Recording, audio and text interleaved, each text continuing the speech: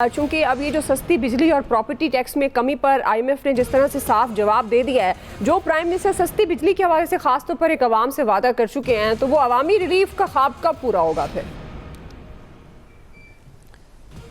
देखें, ये खबरें मुसलसल आती रहेंगी, कभी बनने की कभी बिगड़ने की, लेकिन चूंकि कर्जा तो हमने मांगना है तो शर्तें तो हमें माननी पड़ेंगी।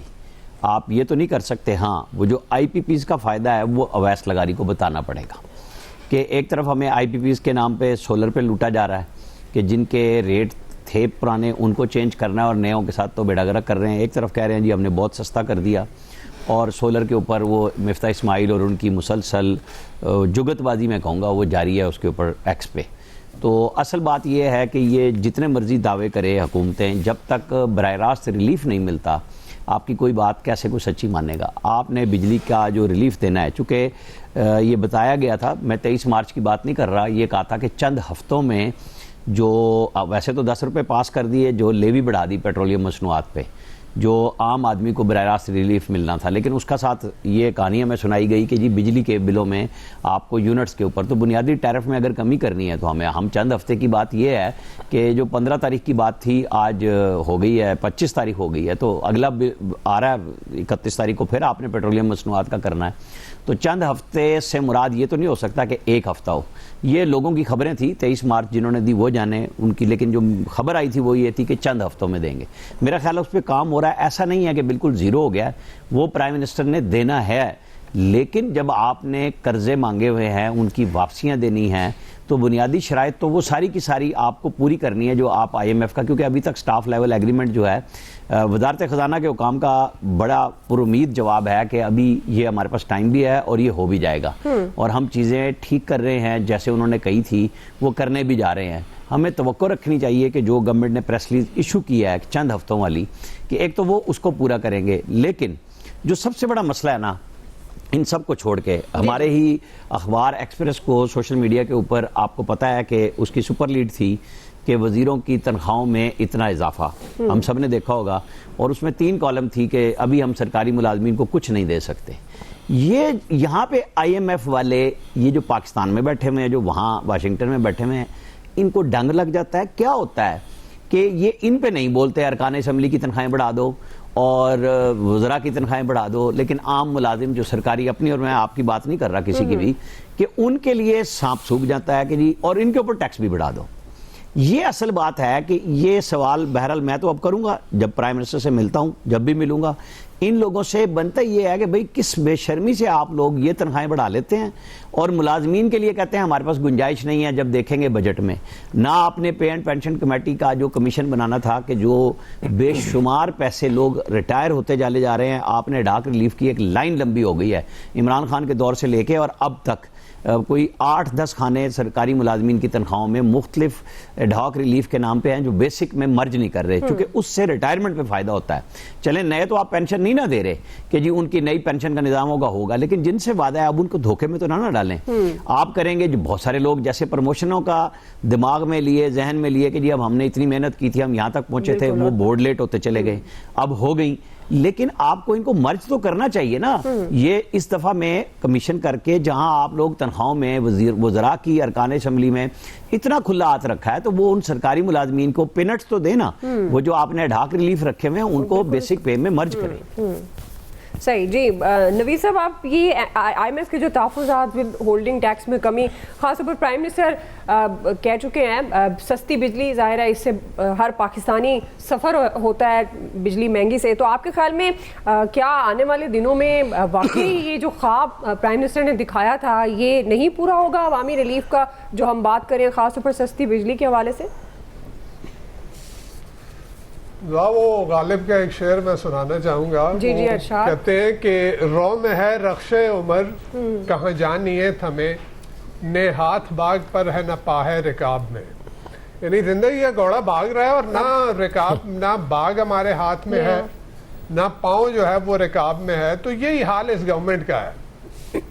गवर्नमेंट के अपने कंट्रोल में कुछ भी नहीं है। आप सिक्योरिटी की सिचुएशन देख लें, मुसलसल सिक्योरिटी की सिचुएशन जो है वो बुरी से बुरी होती जा रही है, और गवर्नमेंट का अपना किबला दुरुस्त नहीं है। देखे ना, उस दिन ही हम शो के दौरान ही तलाल चौधरी साहब आए और उन्होंने बड़ा पीटीआई को रगेदा, ये कहा कि जी मैं पीटीआई की बात नहीं करूंगा, मैं तो सिक्योरिटी इशू के ऊपर बात करूंगा। और टोटल प्रेस कॉन्फ्रेंस जो है वो पीटीआई के खिलाफ, हालांकि वो सिक्योरिटी के इशू आप नेशनल सिक्योरिटी कमेटी की मीटिंग के हवाले से आपने बात करनी थी, और वहां फिर ये कहा कि जी कोई ऑपरेशन वगैरह नहीं हो रहा। और जो पीटीआई बात कर रही थी कि जी गवर्नमेंट नया ऑपरेशन करने जा रही है और वो उसको अपोज कर रहे थे, उसी के खिलाफ, यानी वो उन्होंने कहा कि जी ये पीटीआई ने घड़ लिया है अपनी तरफ से। लेकिन कल हमने देखा कि इरफान सिद्दीकी साहब जो हैं उन्होंने कहा कि नहीं जी हम कोई ऑपरेशन रूल आउट नहीं कर रहे, ऑपरेशन भी हम लॉन्च कर सकते हैं। तो दुरुस्त नहीं है, पता नहीं है वो किस तरफ जा रहे हैं। और ये एक जो ओवरऑल फ्रस्ट्रेशन है ना आपके अवाम में, 24 करोड़ अवाम में, और फ्रस्ट्रेशन बजा है। आप एमपीज की तनख्वाहें बढ़ा दें, एमएनएस की बढ़ा दें, आप जो है वो मिनिस्टरों की तनख्वाहें बढ़ा दें, आप जजेस की बढ़ा दें, आप जो है वो ब्यूरोक्रेट्स के लिए, यानी वो जो मैं बार बार कहता हूँ ना कि एलीट का मुल्क है, एलीट के लिए है, उनके लिए तो सब कुछ है, लेकिन अवाम के लिए जो है उसमें कुछ नहीं है। तो ये जो जो वक्त से पहले बात कर दी जाती है, पिछली गवर्नमेंट में भी पीटीआई की गवर्नमेंट में इमरान खान साहब ने वो देख रहे थे कि माशरे में अवाम में जिस किस्म की एक फ्रस्ट्रेशन है, उसको मेरे ख्याल में उसको जाहिल करने के लिए उन्होंने भी एक शोशा छोड़ दिया था कि जी इतना तेल निकल आया और ये हुआ। और यही हाल हमारे इन प्राइम मिनिस्टर साहब ने किया कि इन्हीं के ऑफिस से लीक करवाई गई खबर कि जी वो 8 रुपए पर यूनिट जो है वो रिलीफ मिलेगा।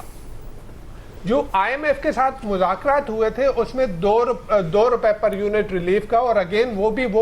वो रिलीफ था जो आईपीपीज के साथ रीनेगोशिएट हमने एग्रीमेंट किए थे, उसके तनाजुर में जो 2 रुपए बनते थे। फिर उसके बाद जो है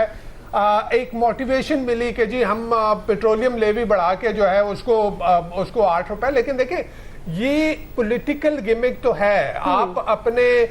लोगों से ये चीजें लीक तो करवा सकते हैं, लोगों का गम और गुस्सा, उनकी फ्रस्ट्रेशन कम करने के लिए ये तो कर सकते हैं, लेकिन आईएमएफ जो है उसको कुछ टेंजिबल दिखाना है। बिल्कुल, वो ऐसे नहीं मानेगा कि जी आपने कहा यहां से मैंने पैसे वहां कर दिए, वहां से वहां कर दिए, ऐसे नहीं होगा। आपने टेंजिबल दिखाना है, और वो मेरे ख्याल में वो टेंजिबल दिखा नहीं पाए, जिसकी वजह से आईएमएफ ने उसके ऊपर एग्री नहीं किया। और जो 8 रुपए 23 मार्च को उन्होंने अनाउंस करना था वो नहीं किया। लेकिन उसके साथ एक और मजे की बात, दुआ मैं ये कहता हूं कि देखे ना, एलीट का मुल्क है, आपने एक तरफ तो ये मामला चल रहा है, और दूसरी तरफ आपने सोलर नेट मीटरिंग की जो पॉलिसी उसको रिवाइज किया, और उसमें यानी वो लोग 2/3 जो रिलीफ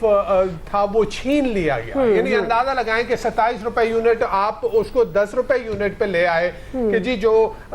जिसने सोलर सिस्टम लगाया हुआ था उससे अब 10 रुपए यूनिट खरीदी जाएगी। लेकिन दूसरी तरफ आप नेशनल ग्रिड से अगर